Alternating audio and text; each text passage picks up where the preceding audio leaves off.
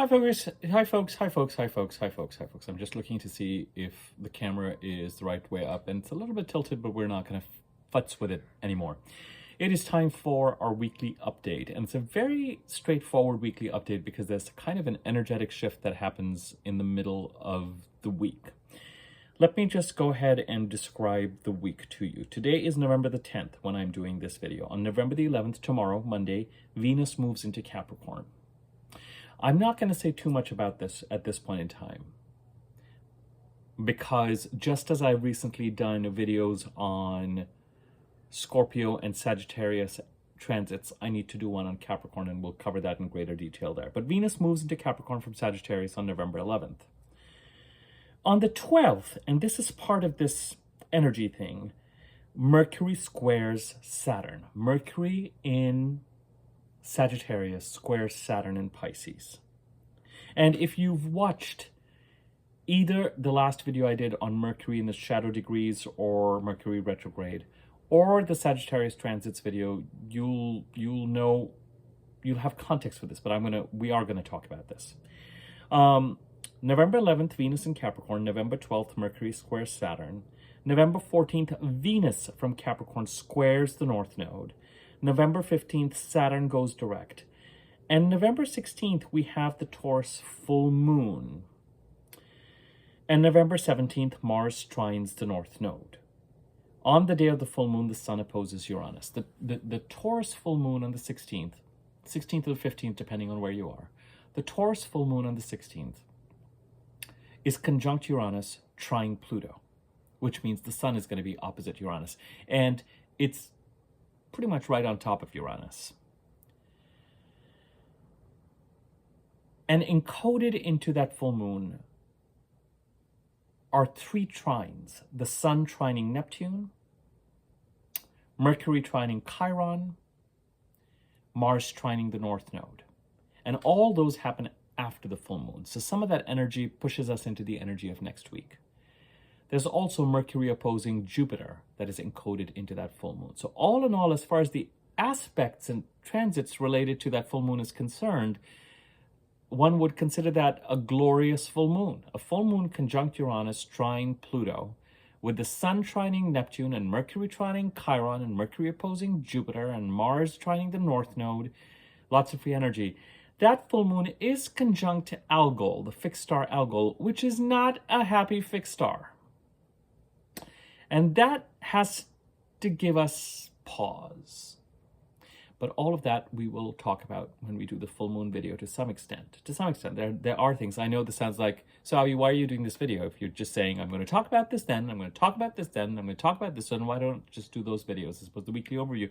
Because I think a weekly overview is helpful. There. The energetic shift that I'm talking about has to do with planets in Sagittarius, Venus and Mercury squaring Neptune and Saturn respectively. Now, Venus square Neptune happened on November the 9th yesterday, which is technically an aspect that went exact this past week. Venus in Sagittarius.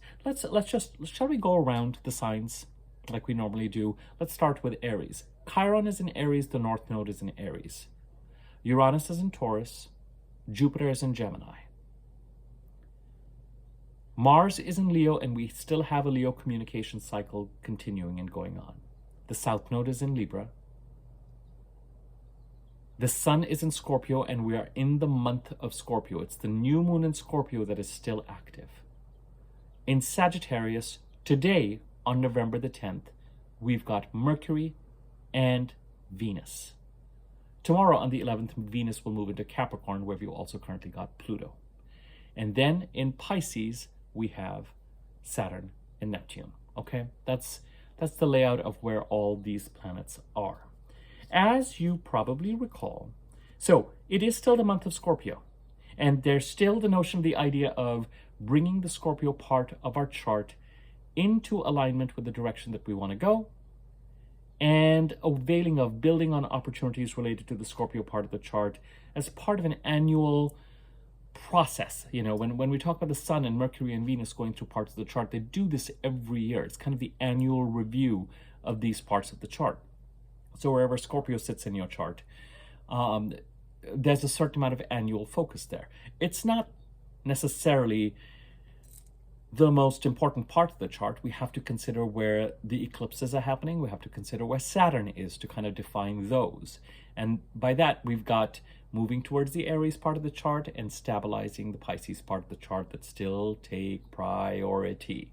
Also, we can't ignore that Pluto in Capricorn is wrapping up his transit since 2008 by November the 19th. So finishing that up and aiding it is very much on the agenda. What I like is, and November the 19th is not that far away, what I do like is that probably the last aspect that Pluto gets to deal with while in Capricorn is this full moon that trines him on the 16th. That's nice. But coming into the week, there's a certain kind of turbulence. Venus has been in the Sagittarius part of the chart since October 17th or thereabouts to November the 11th, asking the question, how can the Sagittarius part of the chart be brought into alignment with what we value? And also allowing us, giving us the portal or the opening to build bridges, harmony, financial opportunities, relationship opportunities, smoothing out existing relationship issues. It can also, depending on where Sagittarius sits in our chart, denote that it is good for those people. So if Venus is traveling through Sagittarius as it is, and Sagittarius sits in your fourth house, it could be a financially or just generally beneficial time for your mom from your chart's perspective. It could be, if Venus is going through the fifth, it could benefit your children from you to some extent. You know, that's an interesting way to think about it. And Jyotish astrologers will often, when they're looking at one person's chart, want to see the charts of the people they are tied to, other family members, to see how the people around you and their charts are impacting you as well. So not unusual when you go to a Jyotish consultant or a Vedic consultant for them to say, I want to see your chart, and who do you live with? Can I see your spouse's chart? Can I see your children's chart? Can I see if your parents are around you? Can I see their chart? You know, how are all these influences affecting you? But coming back to the primary purpose of this particular video, Venus has been asking, how can we bring the Sagittarius part of the chart into alignment, and what opportunities or seeds Venus, when she's moving ahead of Mercury and the Sun, might create benefit and opportunities and plant seeds that are not yet visible to us. And it's with Mercury's entry into Sagittarius, which happened last week. And there's a whole video out there right before I did this one about Mercury entering the shadow period and retrograde in Sagittarius. It's an important transit this year for Mercury. And then the Sun coming in on November the 22nd and the new moon in Sagittarius on November the 30th. It's going to be when we're in December that we're going to be in really processing and action mode related to the Sagittarius part of the chart. But some element of contemplating, thinking about, communicating, getting ready to communicate, related to how to bring the Sagittarius part of the chart into alignment and capitalizing on, harvesting Venus's seed planting is already present. So the annual focus is still the priorities, the Scorpio part of the chart, but the Sagittarius part of the chart is on the stove and is brewing. And the communication and cognition element has also entered the Sagittarian room. There's a relationship between the Sagittarius part of the chart and the Pisces part of the chart. Those two houses square each other.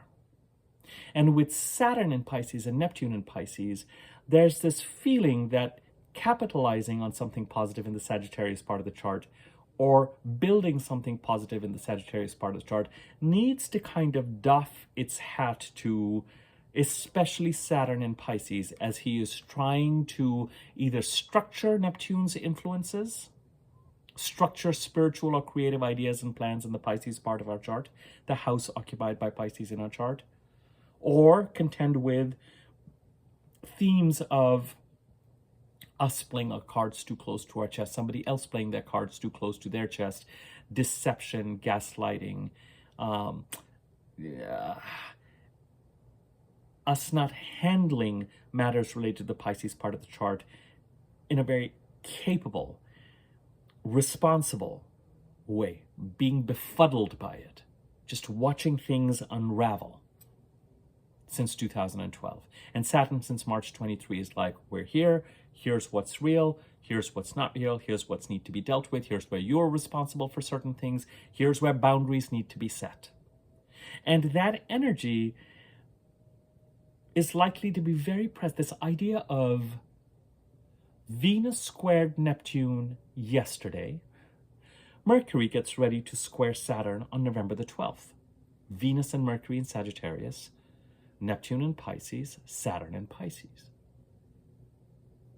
Venus squaring Neptune yesterday, we may enter the week with an awareness that a certain amount of harmony and opportunity is present in the Sagittarius part of the chart, but is still subject to Neptunian influences that we've been dealing with since 2012, but particularly which may have intensified in 2014, 15, and especially 16 and 17. I mean, I can't put it any other way. Because it really depends on each and every person to see what this means to you. How could opportunities or the potential for building bridges or sweetening or smoothing something out in the Sagittarius part of the chart have a dependency on or a connection to shady behavior or the desire to move in a spiritual or creative direction in the Pisces part of the chart? All I can say is I'm willing to put money on it.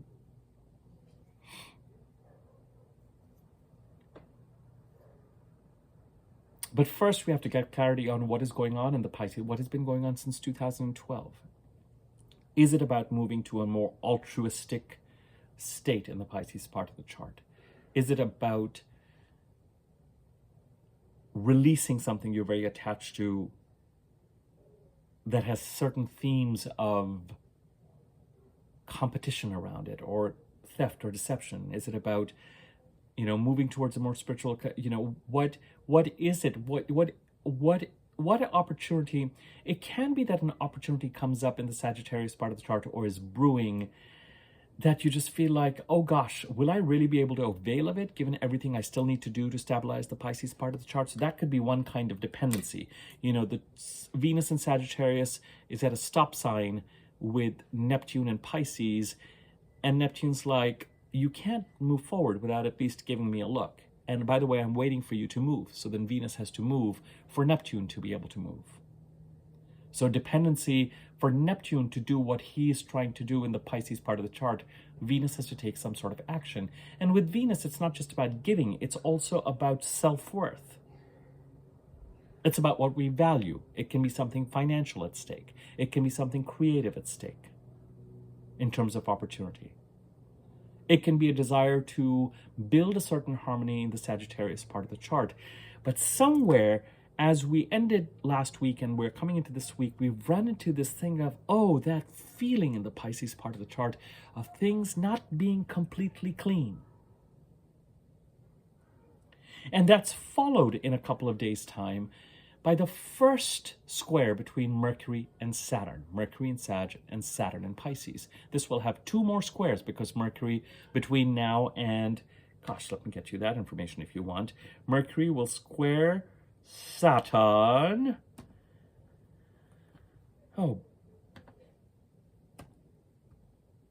Mercury will square Saturn November 12th, December 6th, and December 27th. Why will it square Saturn 3 times? Because it's going to go retrograde on November the 26th in Sagittarius and then direct again on December the 15th. And in that process, he's going to square Saturn 3 times. November 12th, December 6th, December 27th.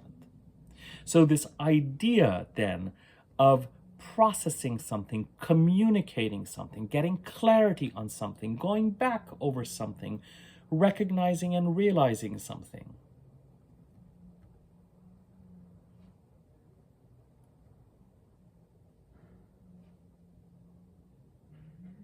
between now and the end of December.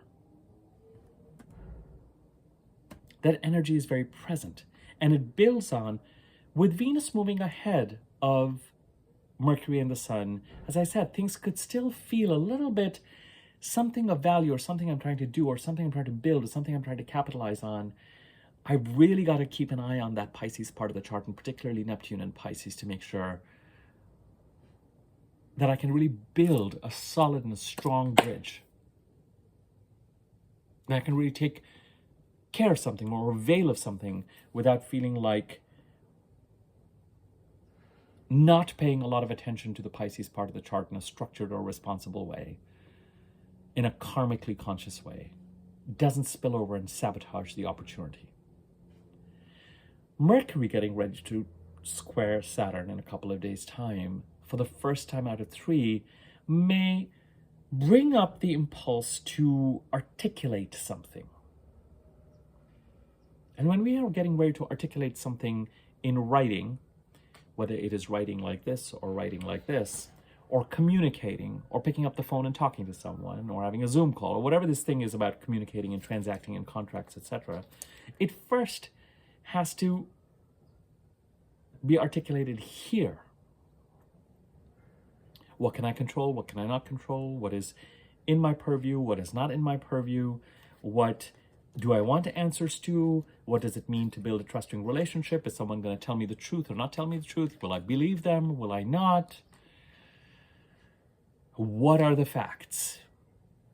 Mercury is squaring Saturn, and then he's going to be, and after he's done squaring Saturn 3 times and trining Chiron 3 times, which is lovely, and opposing Jupiter 3 times, once he's direct, and as we head into January, he's going to square Neptune. So whatever clarity he seeks, he's still going to pass that final test to say, watching you, I'm watching you, Neptune.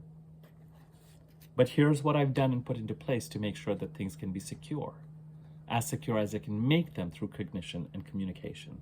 So as we head towards Tuesday, we are carrying into this week an awareness of this tension between the opportunity for harmony, the opportunity to avail of opportunities, apply for a job, a monetary opportunity, a relational, creative opportunity. We're aware of repairing a relationship related to the Sagittarius part of the chart, initiating a relationship, capitalizing on relationship or financial or creative issues in the Sagittarius part of the chart, seeds being planted in the Sagittarius part of the chart. We enter this week with an uneasy awareness of this dependence between the Pisces part of the chart needing to continue to be stabilized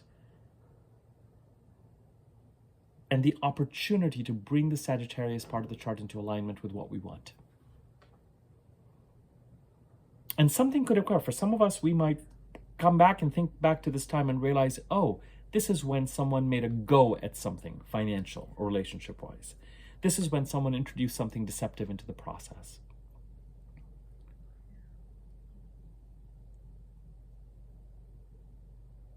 But it could also be, I'm aware of something not being completely clear and clean, and now that Mercury is getting involved in the mix, us feeling like, what do I want to say about it? And when am I going to say it?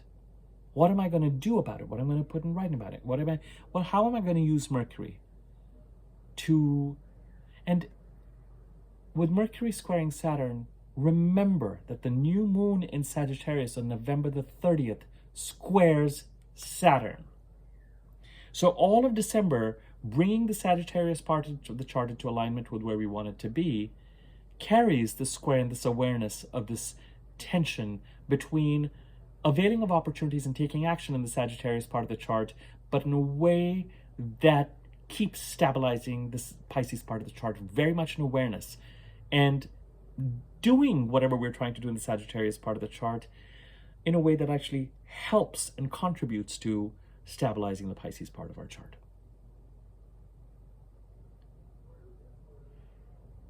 Venus squared Saturn on October the 28th. And she squares Neptune and she squared Neptune on November the 9th.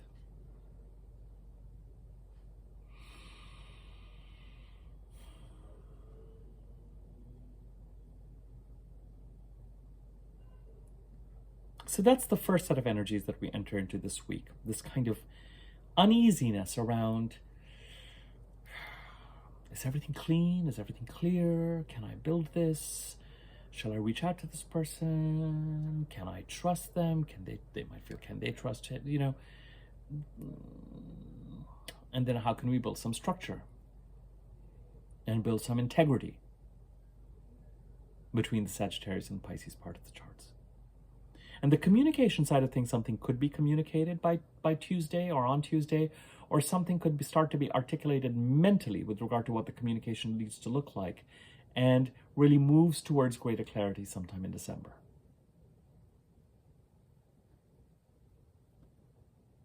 Now, Venus enters Capricorn, and from Capricorn, she will, as will eventually Mercury, as will eventually the Sun, and this is part of the whole Capricorn video. But as I've said to you, now Venus has really started to move ahead of Mercury and the Sun. So Venus is going to go over Capricorn over the next 3 weeks and create her opportunities and ask how the Capricorn part of the chart can be brought into alignment. But from there, she is going to square the North Node in Chiron, but she's also going to trine Uranus in Taurus.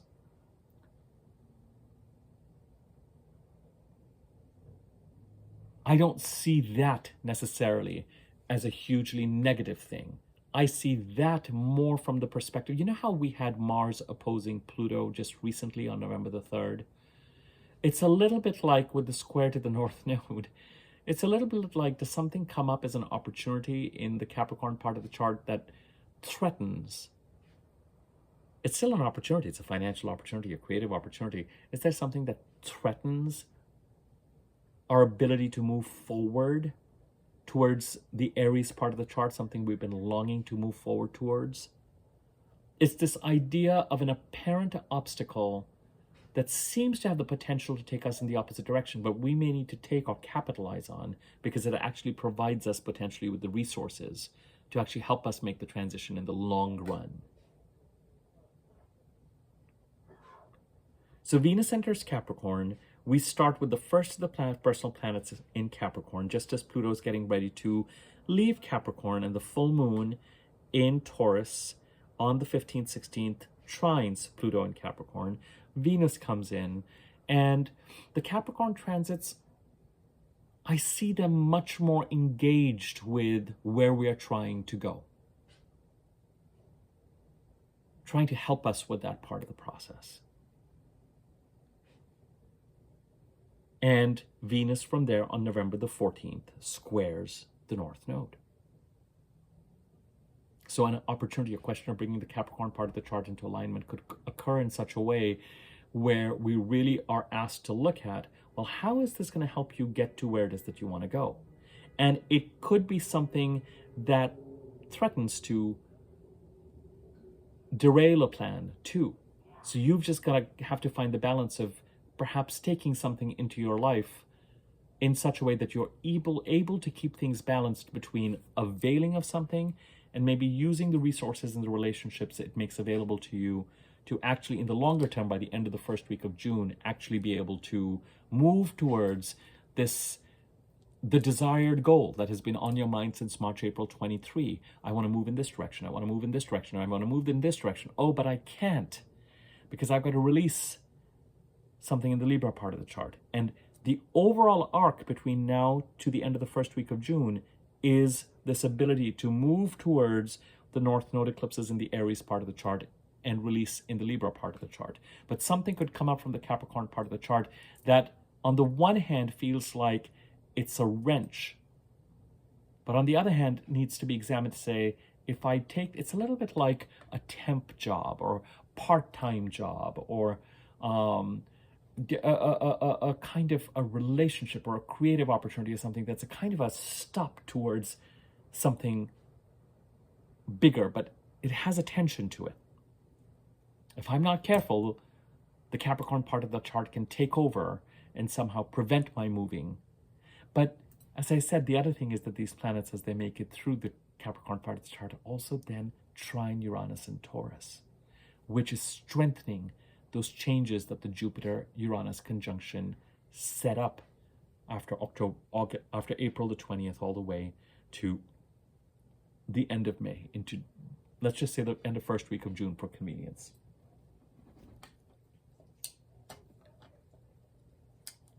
It is time for the funky lighting.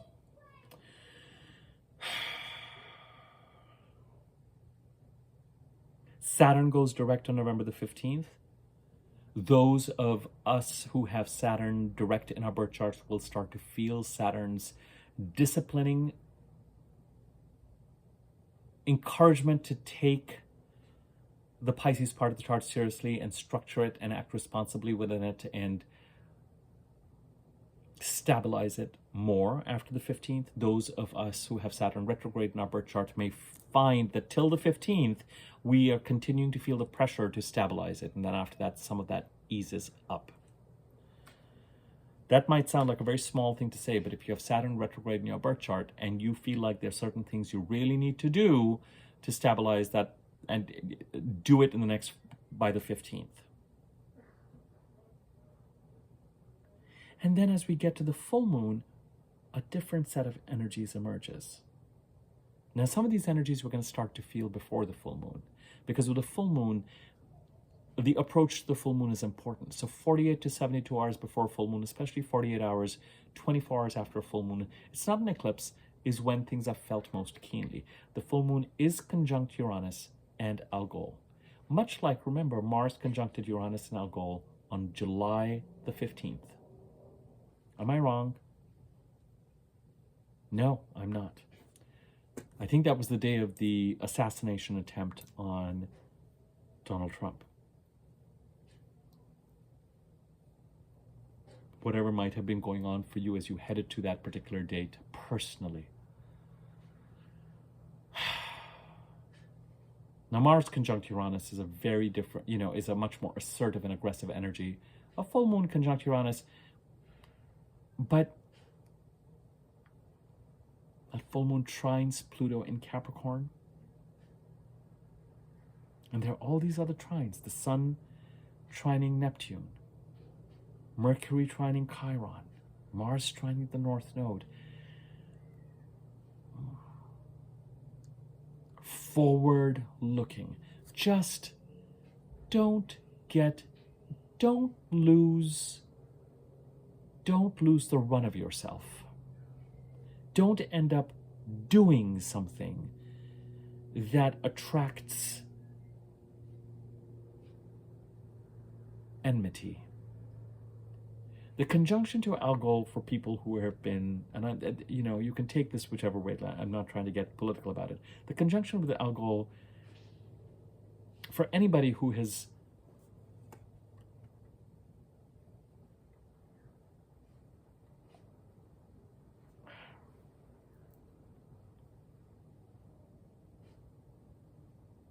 I think an effective way to look at a full moon conjuncting Algol is to say, have we considered our own shadow side?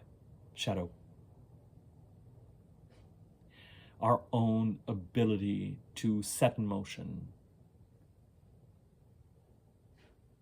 And I'm not talking about the politicals, I'm talking for each of us. When you have had Mars conjuncting Uranus and Algol July the 15th, and we have this full moon coming up, if you know which house in your chart is occupied by Taurus, you could ask yourself the question, have I done something that has set into motion out of rashness or restlessness? Do I need to process something with regard to who I am and how I can make things worse or more complicated for myself? Let's just, again, I'm going to do a separate full moon video. But with the conjunction to Uranus and the Sun trining Neptune and Mercury trining Chiron and Mars trining the North Node, the Taurus part of the chart between May 23 to May 25th of 24 is where Jupiter transited. And during that time, Jupiter conjuncted the North Node and conjuncted Uranus. He conjuncted the North Node around the summer of 2023 and conjuncted Uranus on April 20th of 2024.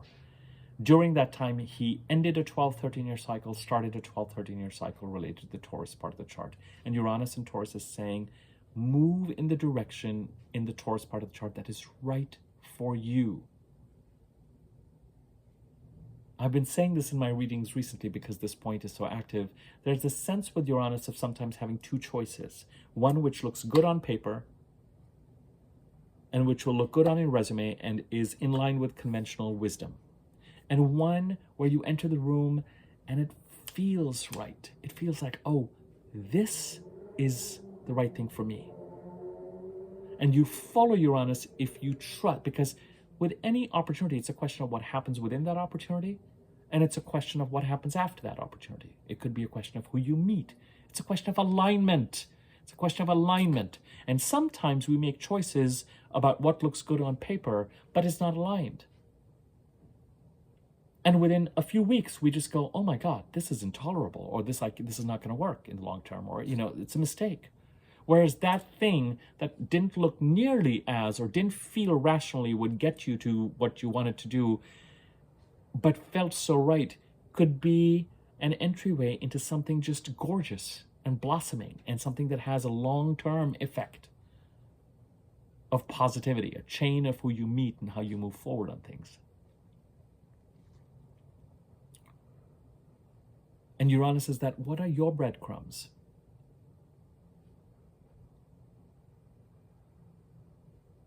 What are the breadcrumbs that are meant for you? And so the full moon conjuncts that. And trines Pluto in Capricorn. Pluto has been trying to transform the Capricorn part of the chart for our benefit since 2008. Does an opportunity come up that helps Pluto finish up this transformation? Does something reach some sort of a culmination or a conclusion or a completion? With full moons, offers can occur. Things can get completed. Exits can occur. I resigned from my company today to move on to. But with full moons, there can also be an emotionally overwhelming or expressive response. Sometimes it is positive, sometimes it is sensual, sometimes under a full moon it's heightened intuition, heightened emotional responsiveness and reactiveness. Really a point of heightened awareness in the part of the chart that is opposite to where the new moon occurred, the Scorpio part of the chart. So what is that polarity between Scorpio and Taurus? This is turning into the full moon in Taurus video, and we'll get to that. But just be aware that as we enter this week, we enter with an awareness and a desire to start to move towards bringing the Sagittarius and the Pisces part of the chart into some sort of harmony. But we are very aware. It's not a set of trines, it's a set of squares. So what it is doing is it's making us very aware of where there's the potential for tension. What can we do to stabilize it? Remember that Venus and Mercury will be going over Pisces and Aries in March and April. So after these squares, the next thing they're going to do as we head into February, March, and April is conjunct Saturn and Neptune and the North Node.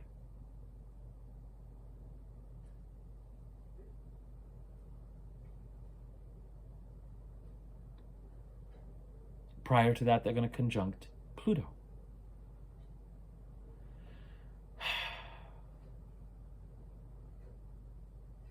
So we enter the first week with a real awareness of this. Oh, okay. What am I trying to do in the Sagittarius part of the chart, and where are the vulnerabilities? Why do I feel uneasy? What can I do once and for all to settle all of this through communication and get some clarity?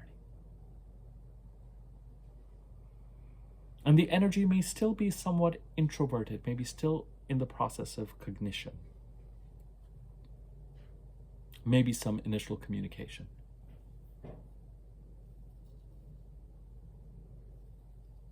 Since Mercury is going to square Saturn 2 more times as we head into December, things might gain momentum.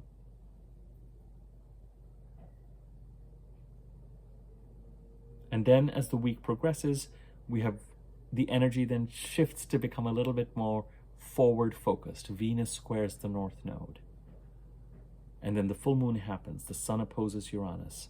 And as far as next week is concerned, as we head towards the 17th, Mars in Leo trines the North Node for the first time in 3 times, because Mars is going to go retrograde on December the 6th.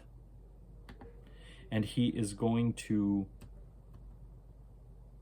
trine the North Node again on January 2nd and April the 8th. January 2nd, the trine will occur between Leo and Aries. April the 8th, it will be from Cancer to Pisces. But a trine to the North Node surely is looking towards where it is that we want to go. Taking action, setting boundaries.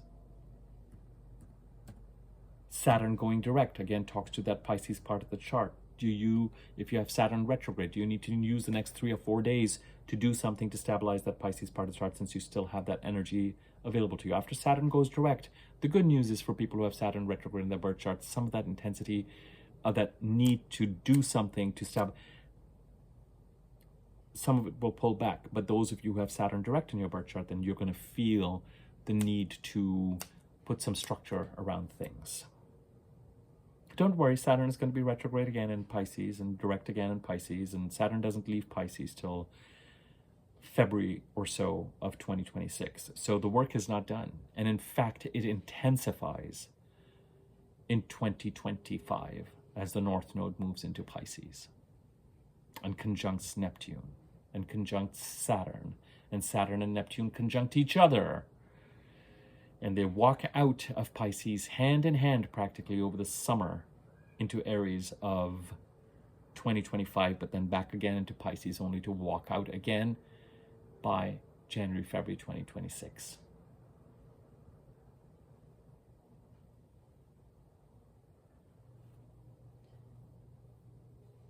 So, dual energies.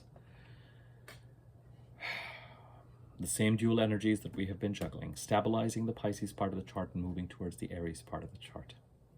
Very much present. First half of the week, awareness of tensions between how to bring the Sagittarius part of the chart into alignment while also stabilizing the Pisces part of the chart.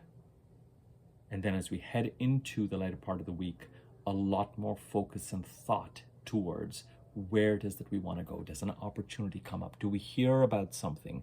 Do we hear about something we may have applied for or moved towards around the time of the new moon in Taurus earlier this year?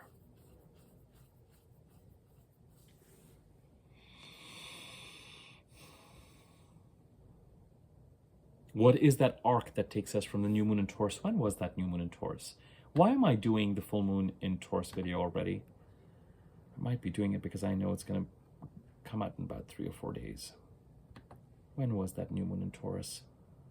Let's make this the final point so we can actually end this in about 40 minutes or so. New moon in Taurus was on May the 7th.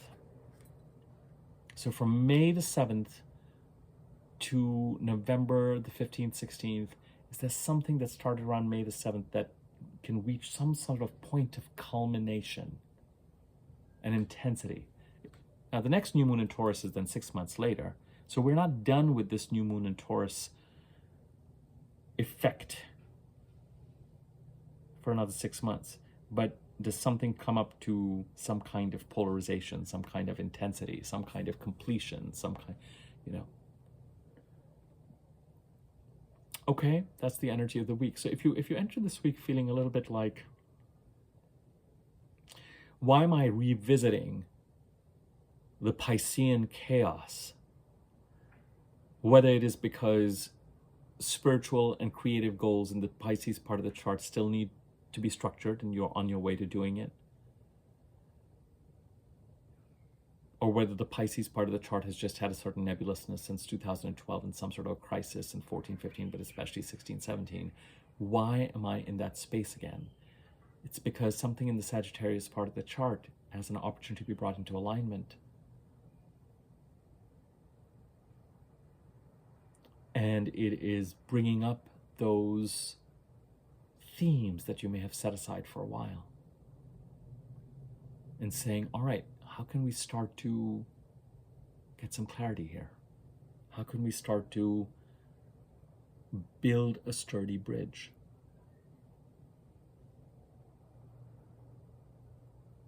And then as we head to the 15th, 16th, what is a full moon conjuncting Uranus, trine Pluto, as the sun gets ready to, as, you know, I'm saying the second half of the week, but don't be surprised if Mars trining the North Node, because it's happening, Mars is already trining the North Node, you know, in terms of degrees. So don't be surprised if some of those trines that I mentioned, you don't have to wait till the full moon on the 15th, 16th to experience them. The sun trining Neptune, now that's really nice. Given the fact that you've got Mercury and Venus just coming off of these squares, Mercury getting ready to square Saturn and Venus just having squared, it's nice that we talked about how to stabilize the Scorpio part of the chart. And in doing so, support Saturn in stabilizing the Pisces part of the chart. So the sun is getting ready to trine Neptune. Mercury is getting ready to trine Chiron for the first time. Us being able to act from a more healed, more confident space. It will help us as we build this bridge between the Sagittarius and the Pisces part of the chart. Mars trining the North Node, all of that is also in the mix.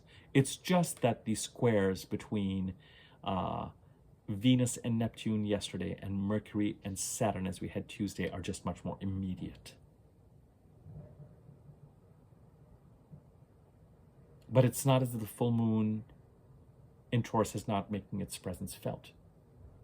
I mean, the full moon conjuncting Uranus and Algol in Taurus is conjunct Donald Trump's midheaven in his 10th house, trining Pluto in his 6th.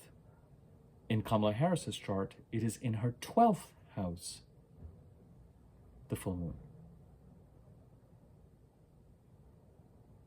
So if you look back at the couple of videos that I did on the election a while ago, I will admit they are rambly.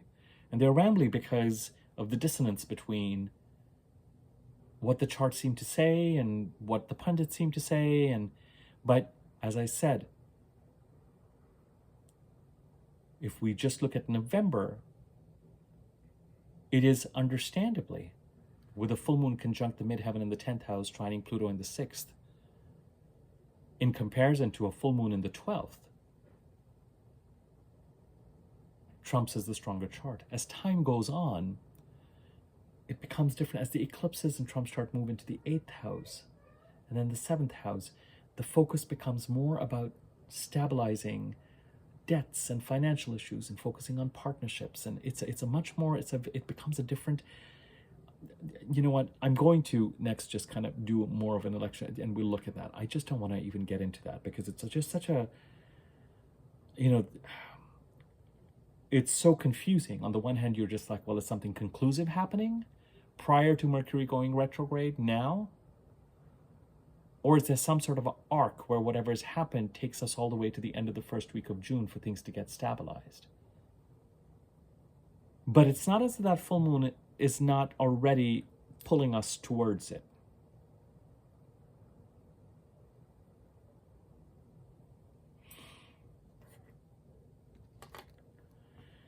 All right, my darlings, I still have some slots. I have started to email if you contacted me to be interested in my $100 reading special. So I'm offering a special for a limited number of people where on a first come, first served basis, if you write to me, I will give you my regular 60 to 75 minute reading for $100. This is really a discount that is significant for people living in Canada, the United States, or the EU. It doesn't apply that comfortably as a significant discount in other geographies. And so if you've written to me from other geographies, particularly Australia, it's been lovely to meet you and talk to you, but I'm gonna I'm happy to offer you that price, but I want to leave those slots open for people who really can avail of that discount from EU. You've gotten the discount. You know, you've gotten your reading. So those, I've kind of freed up those slots. And for the few people who have written in but not paid or I haven't heard from, I'm in the process of just checking in with you, and I'm going to send the last of those emails later today to just say, are you still interested or are you not? So I have a sense of how many openings I do have. But if you are interested in me taking a look at your birth chart, and if you live in Canada and the United States and the EU, and you want a regular reading, which is relatively comprehensive, for $100, use the email address in the description box below and email me there so that we can share information and I can give you more information about it, whatever it is, and we can move forward. Other people, don't be surprised if you hear from me. There's not a ton of people. But whoever you are, I might just check in with you. And don't feel pressured if you're in the process of figuring certain things out. Just say, hey, I need another week. I need another 10 days. I need another 5 days. I mean, whatever it is, just give me a sense so that I know whether to hold a slot for you or to release it so someone else can avail of it. But don't get like, oh, you can release it because you're just feeling guilt. Just give me a sense. This is a fun. This is a discount in comparison to everything that's going on in the world. Chill. We'll be fine. Subscribe to my YouTube channel if you haven't already. Next to the subscribe button, wiggly bell. Hover over the bell and wiggly bell on top. Click on that. You'll be notified when I do new videos. And thanks button underneath this video you can use to contribute to the channel. And comment on the video if you feel inclined, or like it if you feel that the likes and comments give the video greater circulation on YouTube. Okay? Have a wonderful week. I clearly have more content that I'm going to be posting as the week progresses. And the energy is going to increase. You know, at the end of the day, as we head towards the full moon, even though the energy becomes unwieldy and therefore kind of hampers our productivity to some extent, having the energy and the slight franticness that we get as we head towards the full moon, I think is also to be appreciated, because it's going to build all week. And if it makes you that much more productive in getting certain things done, go for it. Take advantage of it. Just be aware that especially as you head towards the full moon, Thursday, Friday, Saturday, the energy might, the emotional intensity might get so sort of intense that then it becomes hard to, as I've said to you, the most productive days in a month are typically the week after the full moon, because the energy is just perfectly balanced. All right, but that doesn't mean that you need to sit back for the next 5 or 6 days. If you feel the moon expanding, kind of giving you that rocket fuel, go for it. Take it, use it. Okay? More to follow. Take care.